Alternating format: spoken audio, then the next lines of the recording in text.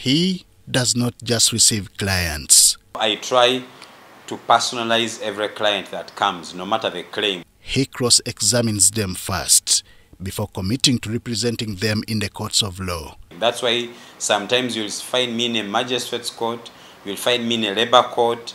And rendering other services. By the time I take on your case, we are speaking the same language.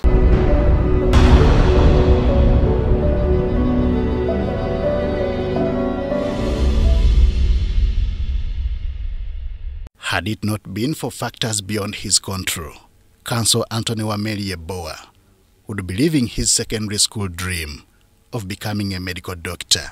I used to drink a lot, and I used to escape from school to go and drink, and I'll come back so tired and couldn't do my physics class yet because it was so early in the morning. Unfortunately, the last test I did in physics, I was the best in class.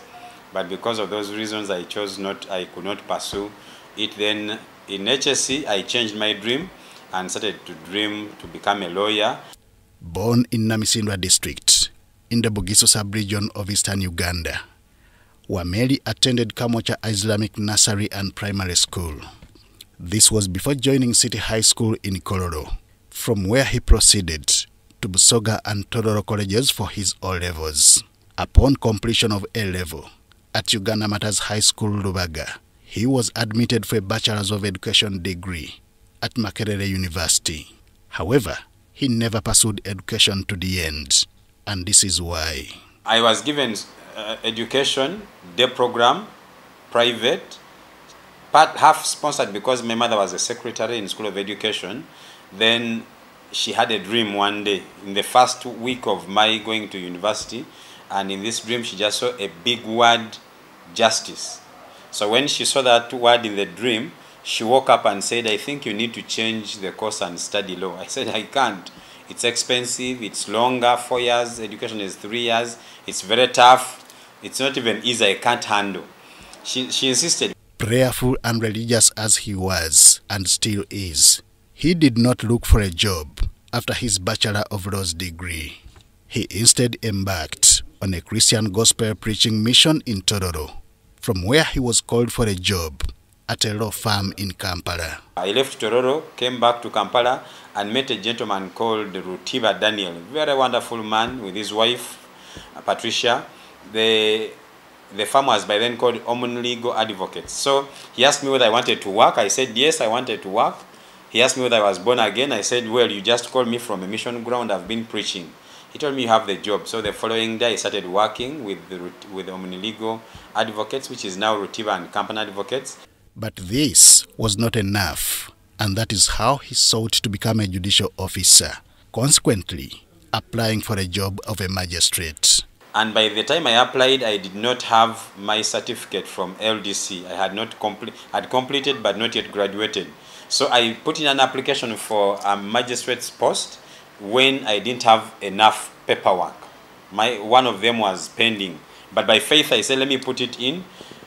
After 2 years, after I had graduated, I had enrolled as an advocate of the High Court of Uganda, working now with my new firm, Wameli and Company Advocates. I received a text message from the Judicial Service Commission saying, hey, come for interviews, you made an application.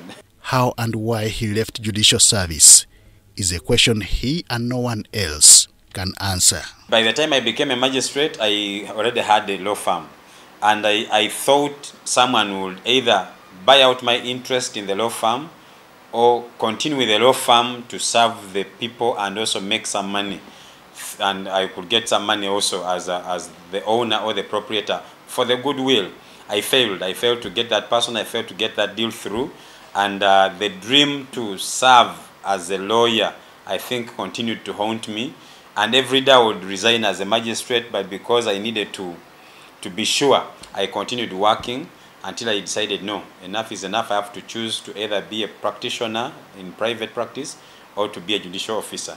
Wameli, who does not regret any decision he ever made while serving as a magistrate, is now into private legal practice.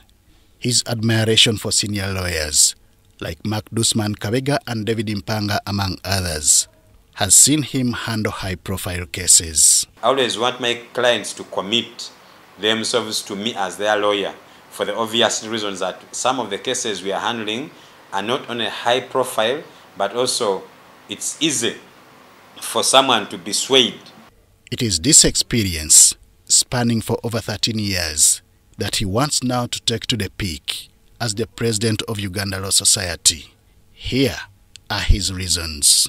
I believe in my entire practice I have not been selfish. I have tried to involve and benefit as many people as I could. That's what I think is a very big advantage with me, that if you look at my practice, it has not only been about earning money. If it was, I think I would be very rich. But there are some cases I've taken on just because our society demands that those cases be given justice. He is also eyeing a parliamentary seat in his home district of Namisindwa, but says this will be determined by the outcome of the Law Society elections. If I am the president of Uganda Law Society, I do not see myself also as a member of parliament, because that will be too much for me, and I may not give both or one of them the service that they demand. Married with 3 sons, Wameli is a soccer fan who subscribes to the Manchester United football team. Aside from legal practice, he is also a gospel preacher who likes performing Christian ministry work at Ebenezer Fellowship Center in Kanyanya. Henry Okurut, UBC.